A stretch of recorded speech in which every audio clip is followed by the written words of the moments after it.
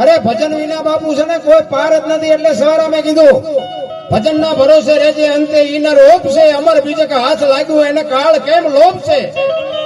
સવારે બાપા પીપળી 50 વર્ષની વાત. ભજન નો ભરોસો ભગવાન કોઈને મળ્યો એવું મને નથી લાગતું, પણ તમારું મારું ઘરે બેઠા કામ થઈ જાય એટલે ભગવાન આવીને કરી ગયો. બસ મુદ્દો આટલો, બીજું કાંઈ છે નહીં. આપણે ખેતી કરતા હોય અને ધૂળમાં અનાજ નાખી દે અને ભગવાન આ મધર કરીને આપે, સમજી લેવાનું કે આ ભગવાન. બાકી રૂબરૂ ભગવાન આવે તો આપણે શું માગવાના હું હતા, શું માગવું? તમારું મારું બાબુ હેન્ડલિંગ એ બેઠો બેઠો કરે છે. આપણે તો અમથા અમથા એરિયા ઠેકડા મારી છે. મેં કર્યું તો જાવ તાર લેતા જાજો ને બીજા વાપરશે. કાંઈ છે નહીં નારાયણ. આ મળ્યો છે ને સમય એનો આનંદ કરી લ્યો. બાકી વાતમાં કઈ છે નહીં. માણસ જન્મે ને 2-2.5 કિલોનો હોય, 60-80-100 વર્ષ જીવે અને મરી જાય, શમશાનમાં લઈને હળગાવી નાખો અને પછી રખ્યા ભેળી કરીને જોકો એટલે 2-2.5 કિલો જ થાય. વાતમાં કઈ છે નહીં. ઠેકડા ભરવાના કેટલા? તમારો મારો જન્મ બીજા આપે, જન્મ પછી નવરાવે ધોરાવે બીજા, મોટા કરે બીજા, ભણાવે બીજા, ધંધો શીખવે બીજા, લગ્ન કરાવે બીજા, આપણે બધું કાળું ધોળું કરીને ભેગું કર્યું હોય વાપરે બીજા, મરી જાય તો ઉપાડે બીજા, છેલ્લે નવરાવે બીજા. તમારું શું? તે હું ઠેકડા ભરવાના? કાંઈ છે નહીં. હળવા ફૂલ થઈ જાવ. કોઈની માથે વજન છે નહીં, લઈને ફરે છે. વજન રાખ્યો જ નથી. મને તો આ જાનવર ને જોવો ને, જાનવર તમે જો 84 લાખ યોની છે ને, એમાં આપણે જે જોઈને બધું આ જાનવર ને જોઈશ. ખાવાનું પીવાનું, હવા પાણી ખોરાક બધું. પણ એને કાંઈ ચિંતા છે? આ કૂતરા કાગડા ભેંસું ભૂંડા આમને કાંઈ લોહી ઉકાળા છે? હું તો જયારે એના ઉપર એકદમ તો ઉભો વિચાર કરતો મારું આમને જોવો તો ખરા. કપડાની જરૂર નથી, જોડાની જરૂર નથી, નાવાની જરૂર નથી, હાબુની જરૂર નથી, કોલગેટની જરૂર નથી, હકપણ કરવાની જરૂર નથી, વકીલની જરૂર નથી, કોર્ટની જરૂર નથી. તમે જોવો તો ખરા. ધાબુ ભરવું છે, છોકરો પરણાવો, મારા હાર આવે, મારી હાવ આવીને મહેમાન ગતિને પોચડું ઢોકળું પાર વગર નું આપણે બધું ભેગું કર્યું. એટલે એવડે એમને કઈ છે જ ને કે આપણી જેમ જ નથી. આપણી જેમ બચાવો જ છે એમને. આપણા જેમ સંસાર છે.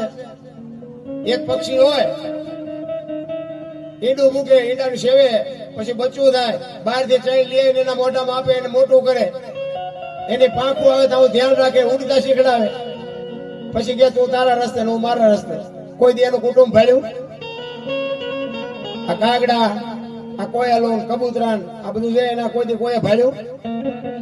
કોઈ દી કોઈ કીધું અમારી હાળી છે ને, અમારી હાવું છે ને, અમારા કાકા છે ને, અમારા બાપા છે ને, કઈ ભાડ્યું? આપણે આ લોહી ઉકાળા કેટલા છે? પાડો સરવા ગયો, ભેંસ આટલું પૂળો લેતો આવ્યો, હાંભળ્યું કોઈ દી? કોઈને કઈ છે જ નહીં. હવની રીતે મોજ કરે બધા, હવની રીતે મોજ કરીને મરી જાય. કાંઈ મસ્તી જીવે બધા. મને એમ થાય કે આપણા કરતા એમની જિંદગી હારી ગઈ.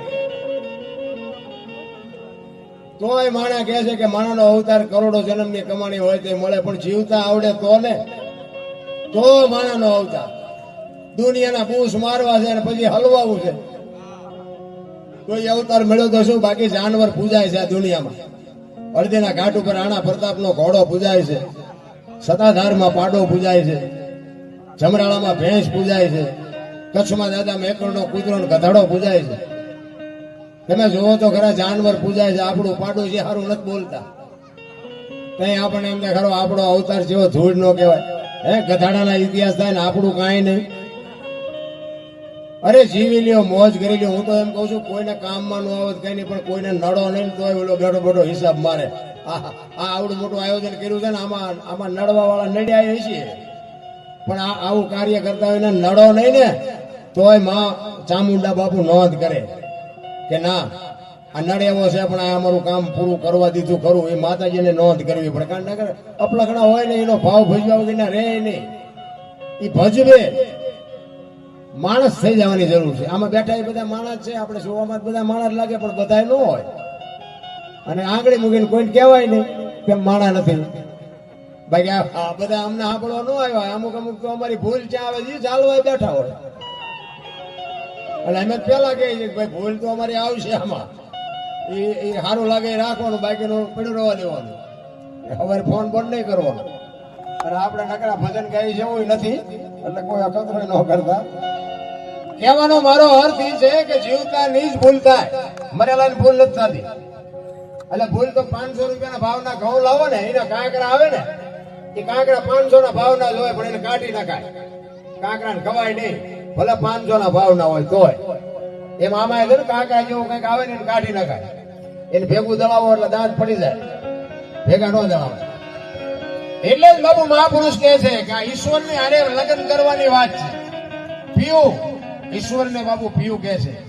જેમ પત્ની હોય એના પતિને પીયું કહેતી હોય, એમ બાપુ ભગત ભગવાનને પીયું કહે છે. એટલે કહે છે વીતી જાય છે જુવાની જુવાની મારી, વીતી જાય છે જુવાની જુવાની, બોલાવે છે તે ગુરુ જ્ઞાની, આલી ભરવાન પાણી પાણી, બોલાવે છે તે ગુરુ જ્ઞાની, બોલાવે છે તે ગુરુ.